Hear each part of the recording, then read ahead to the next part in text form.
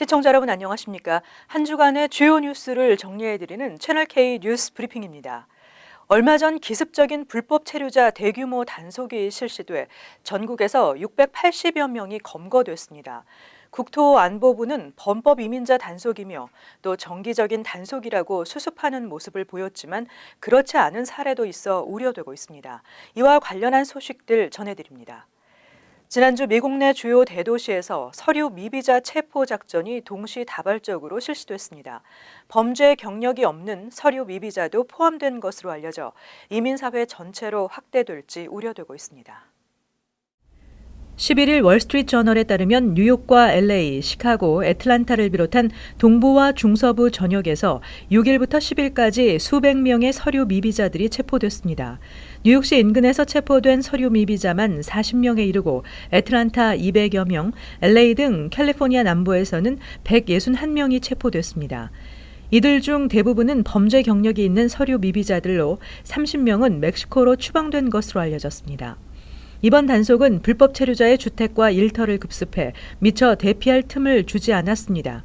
체포작전은 주로 범죄 이력이 있는 히스패닉 불체자를 대상으로 이루어진 것으로 알려졌지만 범죄 경력이 없는 이들도 포함된 것으로 알려져 한인 등 이민사회 전체로 확대될 수 있다는 우려가 나오고 있습니다.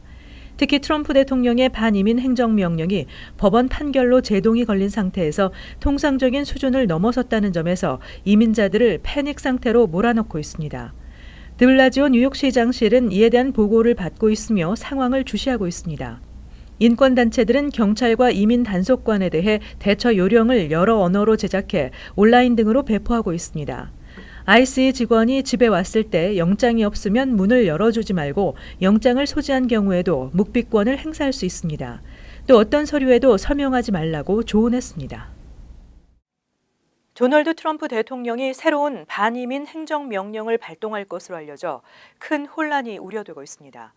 또 행정명령에 대한 법정 소송이 계속될 것으로 보여 많은 피해자가 발생할 것으로 예상됩니다. 트럼프 대통령이 또 다른 이민 관련 행정명령을 준비하고 있는 것으로 알려졌습니다. 새로운 행정명령에 대해 트럼프 대통령은 안보를 지키기 위해 속도를 낼 필요가 있다고 강조했습니다. 새 이민 행정명령의 내용에 대해서는 처음 행정명령과 아주 조금 다를 것이라고 말해 큰 차이가 없을 것임을 시사할 뿐 자세히 언급하지는 않았습니다. 법정 소송이 진행되고 있는 현 행정명령에 대해서는 싸움에서 이길 자신이 있다고 밝혔습니다. 트럼프 대통령의 이 같은 발언은 연방항소법원이 9일 하급 법원의 결정을 그대로 유지하자 정치적이고 수치스러운 결정이라며 법정에서 보자고 말해 대법원 상고 방침을 밝힌 바 있습니다.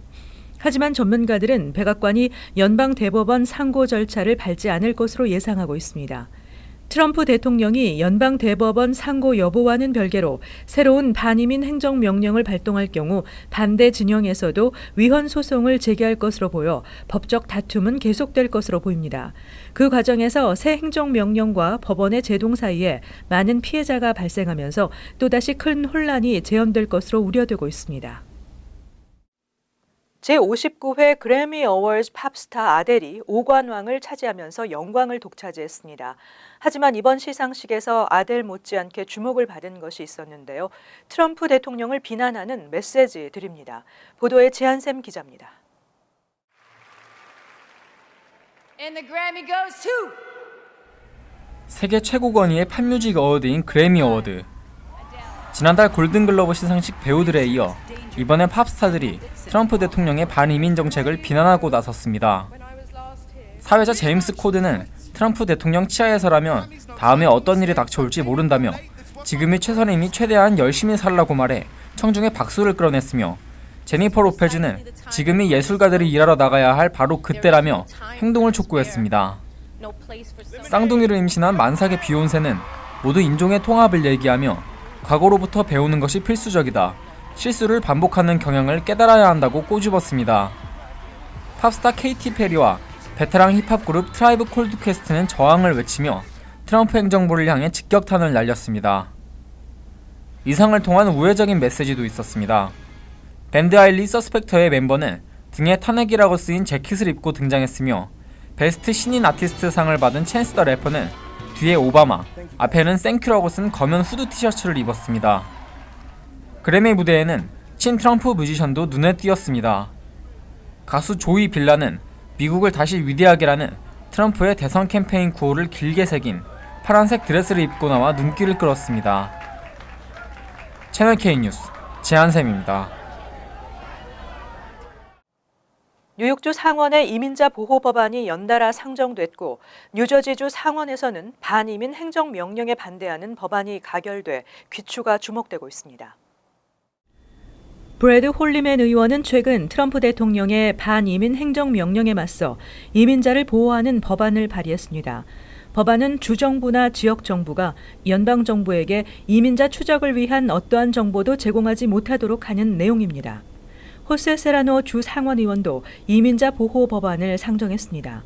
이 법안은 뉴욕주를 이민자 보호주로 지정하고 주민들에게 이민 신분을 묻지 못하도록 했으며 정부는 인종, 종교, 출신 국가에 따라 주민들의 등록 정보를 만들지 못하도록 하는 내용입니다. 하지만 이 두 법안 모두 상원이라는 벽을 통과해야 합니다. 지난주 주 하원에서는 뉴욕주 불법 체류자 보호를 위한 뉴욕주 자유법안이 6표 차이로 어렵게 통과됐지만 주 상원은 표결에 붙일 의사가 없다고 밝혀 무산 위기에 놓여 있습니다. 그런가 하면 뉴저지에서는 상원에서 뉴욕주와 공동으로 추진 중인 반이민 행정명령에 반대하는 법안이 13일 본회의에서 찬성 22표, 반대 13표로 가결됐습니다. 법안은 뉴욕 뉴저지 인근 공항에서 합법적인 비자나 난민 신분을 인정받은 여행객에 대해 반이민 행정명령을 이행해서는 안 된다고 명시했습니다. 뉴욕주 상원에서도 지난달 29일 유사 법안이 상정돼 표결을 앞두고 있습니다. 트럼프 행정부의 반이민 칼날은 아시안 커뮤니티를 비껴가지 않았습니다. 아시안 단체들이 함께 저항할 것을 선언했습니다. 15일 뉴욕 이민자 연맹과 민권센터, 뉴욕 한인봉사센터 등 한인단체와 아시안 아메리칸 법률교육재단, 중국계 이민단체들이 기자회견을 열고 반이민 행정명령과 이민 단속에 함께 저항하겠다는 뜻을 분명히 했습니다. 이들은 트럼프 행정명령과 최근 이민 단속은 당초 공언과는 달리 모든 이민자들을 표적으로 한 반이민 행위임이 드러났다며 트럼프 행정명령과 무차별 이민 단속에 항거하겠다는 뜻을 밝혔습니다. 이들은 뉴욕시 아시안의 78%가 해외 출생 이민자이기 때문에 현재의 반이민 정책은 아시안 아메리칸 사회에서도 심각한 위협이 된다고 지적했습니다. 뉴욕 이민자 연맹은 앞으로 뉴욕시 이민자들을 결집해 현재의 반이민 정책에 단호히 맞서 싸우겠다고 강조했습니다. 민권센터도 트럼프 행정부의 반이민 처사에 침묵할 수 없다며 무차별 이민 단속을 감행하고 있는 연방정부를 강력 비판했습니다. 이날 기자회견에 참석한 레티샤 제임스 뉴욕시 공익공호관 보좌관은 트럼프 행정부는 다양성이 핵심인 뉴욕시의 정신을 파괴하고 있다고 비난했습니다. 그는 또 뉴욕시 이민자들은 연방정부의 분열 책동이 심해질수록 오히려 더 단결하고 저항할 것이라고 덧붙였습니다. 지난 13일 백악관 경질에 이어 트럼프 대통령과 러시아의 연계 의혹이 다시 부상할 조짐을 보이고 있습니다. 또 반이민 행정명령과 함께 트럼프 대통령이 큰 위기를 맞고 있습니다. 트럼프 행정부가 반이민 행정명령으로 휘청거리고 러시아와의 부적절한 관계로 논란을 빚은 백악관 안보사령탑이 13일 전격 경질되면서 다시 한번 정치적 타격을 입었습니다. 특히 풀린 낙마를 계기로 그동안 수면 아래로 가라앉았던 트럼프 대통령과 러시아의 연계 의혹이 다시 부상할 조짐을 보이고 있습니다. 특히 민주당은 이 사안을 풀린의 개인 문제로 국한하지 않고 트럼프 푸틴 커넥션이 있을 수 있다며 공세를 취하고 있습니다. 여당인 공화당 의원들까지 나서 마이클 플린 백악관 국가안보회의 보좌관에 대한 조사를 촉구했습니다.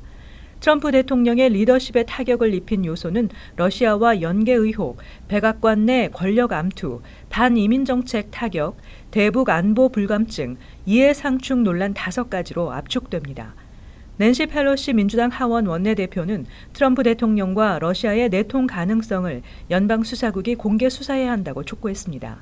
반이민 행정명령은 법원에서 제동이 걸리고 전국 각지에서는 반대 시위가 잇따르면서 트럼프 행정부는 추진력을 상실하고 있습니다. 한편 플린에 이어 프리버스 비서실장과 스파이서 대변인도 곧 교체될 것이라는 소문이 돌고 있습니다.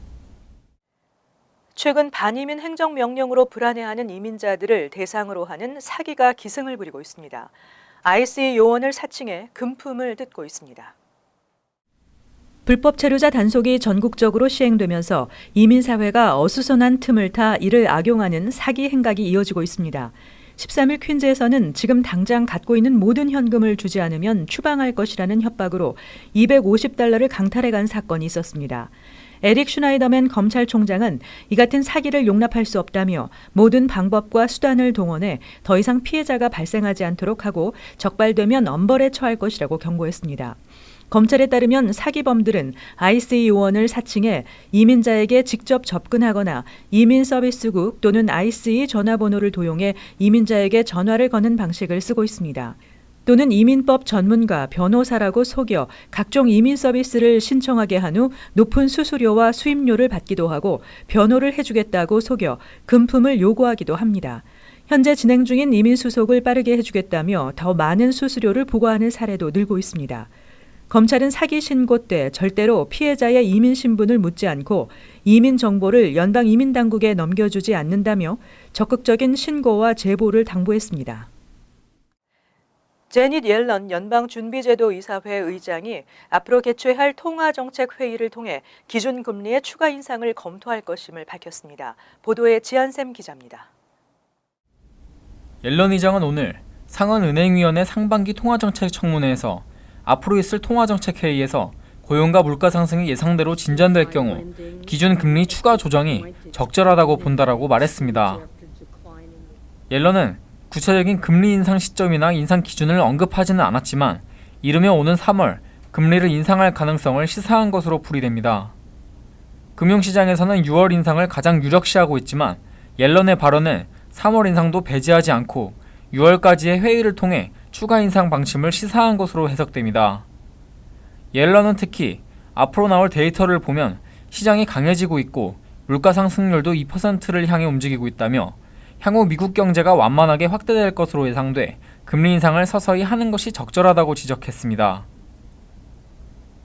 옐런은 또 재정정책이나 다른 경제 정책상의 변화는 잠재적으로 경제 전망에 영향을 줄 수 있다면서 도널드 트럼프 행정부에서 시행할 정책들이 경제 전망, 나아가 통화정책의 방향에 불확실성을 야기한다는 기존 입장을 재확인했습니다. 하지만 트럼프 정부가 추진하는 금융 규제 완화 검토에 대해 협조하겠다는 입장을 보였습니다. 채널 K 뉴스 지한샘입니다. 트럼프 행정부의 반이민 행정명령으로 한인사회가 우려하고 있는 가운데 시민참여센터가 한인들을 도울 예정입니다. 뉴욕과 뉴저지에서 이민법 관련 세미나를 개최하고 또 이번 반이민 행정명령 시행으로 예상되는 한인들의 피해 사례를 접수받아 정보를 함께 나누고 특히 추방 위기에 놓일 수 있는 다카 수혜자들에 대한 대응책을 모색한다고 합니다. 도움이 필요하신 분들은 이용하시길 바랍니다. 이상으로 채널K 뉴스 브리핑을 마칩니다. 시청해주신 여러분 고맙습니다.